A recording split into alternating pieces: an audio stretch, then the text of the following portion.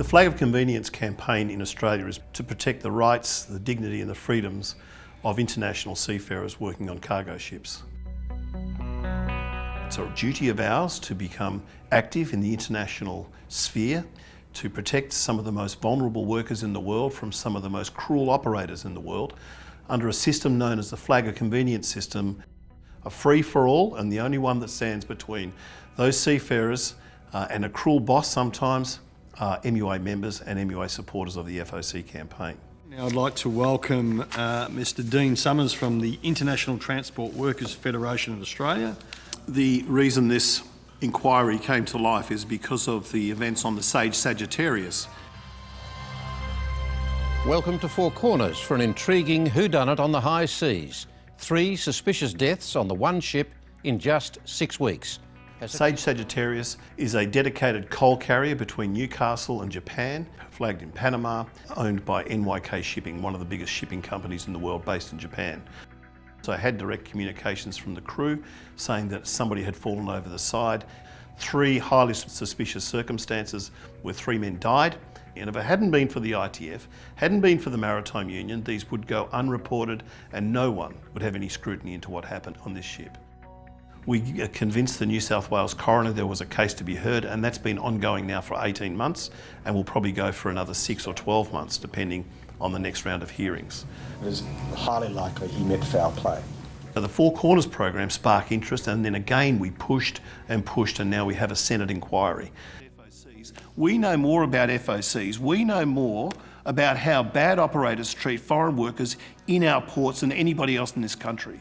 Than anybody, than our security, than ASIO, than Federal Police and from AMSA. It goes to the environment because we know that Flag of Convenience shipping has got a very poor record on dumping fuel. While we become more and more reliant on foreign flag vessels with questionable quality crew, questionable bona fides in terms of the integrity of those vessels and their safety systems, and less inspections of them by the regulator, AMSA, it is going to happen. And if it happens on the Queensland coast or happens in one of our pristine, environmentally sensitive areas, we will pay the price for many, many generations to come.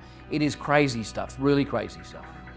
In this theoretical world of free trade, fair trade, level playing field, do you think that Australia can ever compete in this race to the bottom?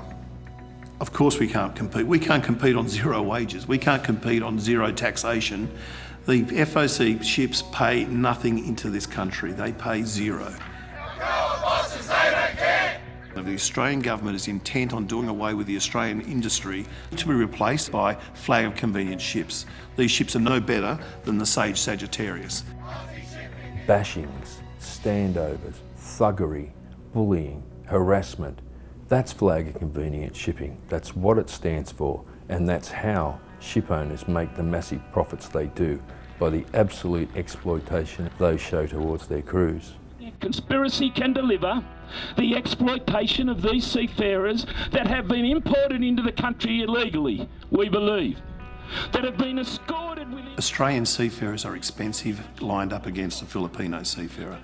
But there's a premium to pay for security, and Australian seafarers are small crews, even compared to FOC, small crews, highly trained, highly effective, with a vested interest in Australian security environment. If a security breach happens because of the shipping industry's demise and replaced by FOCs, it'll be very, very expensive, and we'll all be sitting around looking pretty stupid because we're blowing the whistle.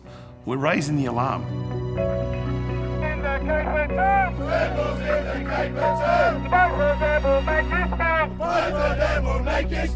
We'll fight the bastards all the way! We'll fight the